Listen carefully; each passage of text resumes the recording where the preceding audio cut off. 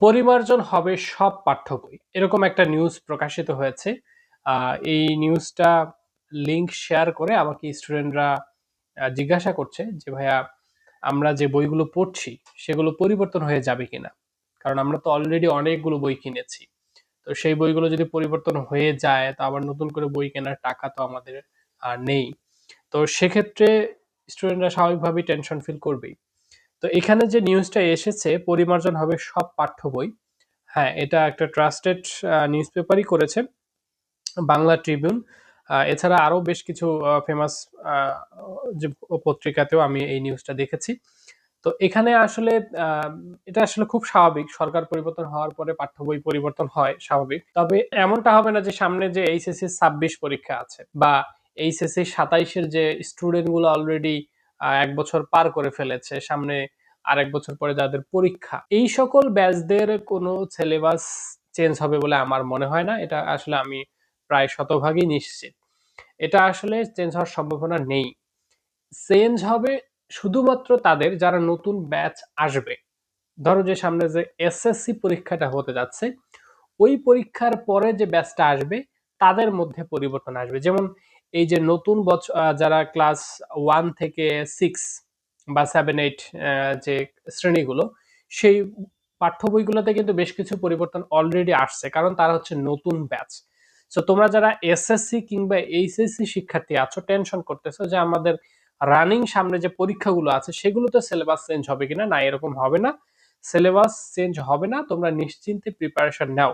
বিশেষ করে তোমরা অনেকেই টেনশন ফিল করতেছো যে ভাইয়া আমি আপনাদের যে এই যে বাংলা এ প্লাস বইটা কিনেছি, এখন যদি সিলেবাস চেঞ্জ হয়ে যায় তখন আবার নতুন করে বই বের করবেন, সেগুলো আমরা কিভাবে কিনবো? এই ধরনের টেনশন করিও না, এই ধরনের কোনো কিছু হচ্ছে না। আর যদি হয়ও তারপরে মনে রাখবা যে সাধারণত ২-১ টা টপিক চেঞ্জ হইতে পারে। এটা হওয়ার পসিবিলিটি নাই।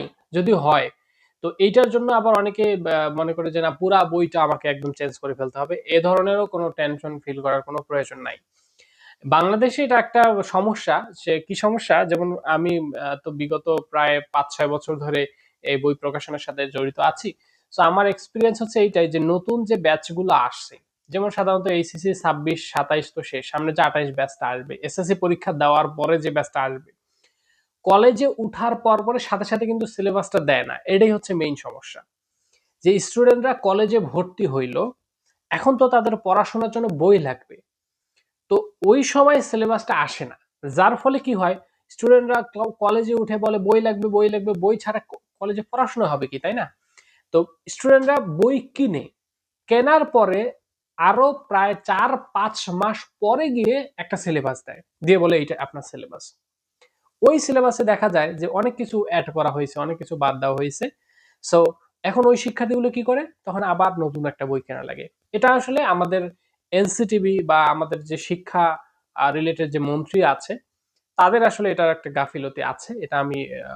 এটা আসলে আমি একদম নিশ্চিতভাবেই বলতে পারি। এটাতে কোনো সন্দেহ নাই।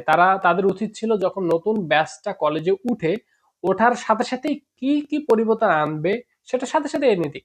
তাহলেই স্টুডেন্টরা এই ধরনের প্রবলেম ফেস করবে না। তবে আমি আশা করব এবছর এ ধরনের কোনো কিছু হতে যাচ্ছে না।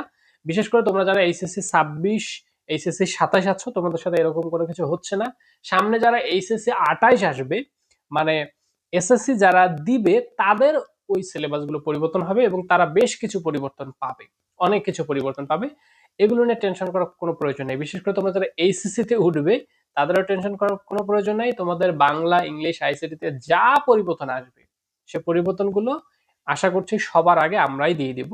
সেগুলো গদ্য হোক, পদ্য হোক, কবিতা যা কিছু আসুক, ইংরেজিতে লেসন আসুক, যা কিছু আসুক সবার আগে আমরাই সেগুলো বইয়ে ইনক্লুড করব।